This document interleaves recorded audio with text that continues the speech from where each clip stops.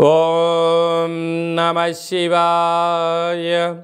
ఓం నమో నారాయణాయ. ఓం శ్రీ స్వర్ణాకర్షణ కాళభైరవాయ నమో నమః. ఓం శ్రీ నరదృష్టి నివారణ కాళభైరవాయ నమో నమః. నమస్తే అస్తు భగవన్ విశ్వేశ్వరాయ మహాదేవాయ త్రయంబకాయ త్రిపురాంతకాయ త్రికాగ్నికాలాయ కాలాగ్నిరుద్రాయ నీలకంఠాయ మృత్యుంజయాయ సర్వేశ్వరాయ సదాశివాయ శ్రీమన్మన్మహాదేవాయ నమో నమః.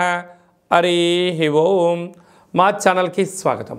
చూస్తున్న వీక్షకులకు ప్రేక్షకులకు ప్రియ కాళభైరవ భగవద్బంధులకి స్వాగతం పలుకుతూ మమ్మల్ని ఎంతగానో ఆదరిస్తూ ఉండబడినటువంటి ప్రియ సోదరీమణులకు సనాతన ధర్మ సంరక్షకులకి అందరికీ కూడా మహాశివరాత్రి పండగ శుభాకాంక్షలు.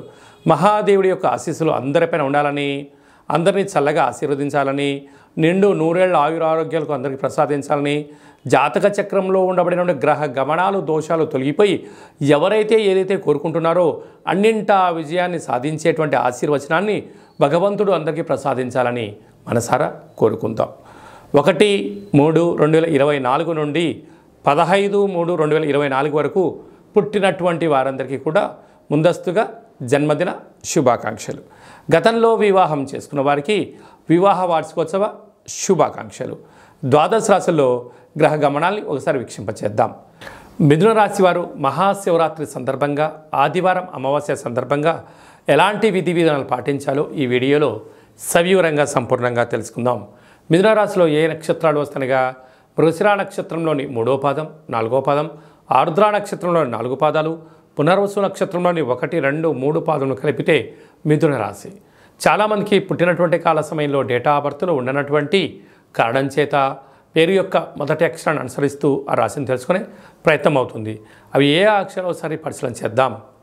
కా, కి, కు, ఖం, అజ్ఞ, చ, కే, కో, హ అక్షరాల వారందరూ కూడా మిథున రాశి జాతకులే. మిథున రాశి యొక్క అధిపతి బుధుడు.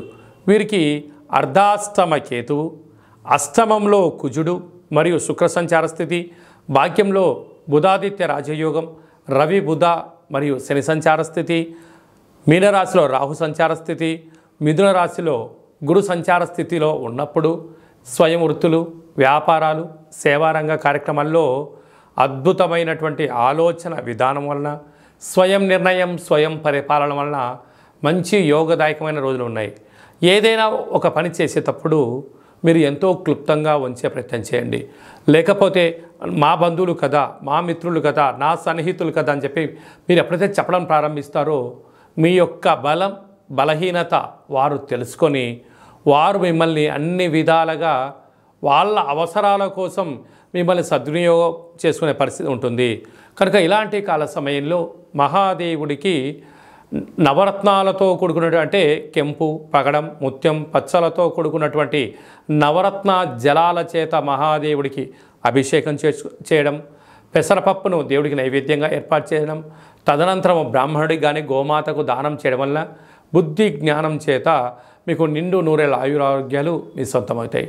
అలాగనే ఆదివారం అమావాస్య సందర్భంగా కాళభైరవ స్వామివారికి మీరు ఒక విశేషమైన కూష్మాండ దీపాన్ని పెట్టగలిగినట్లయితే స్వామికి ఆశీస్సులు కలుగుతాయి.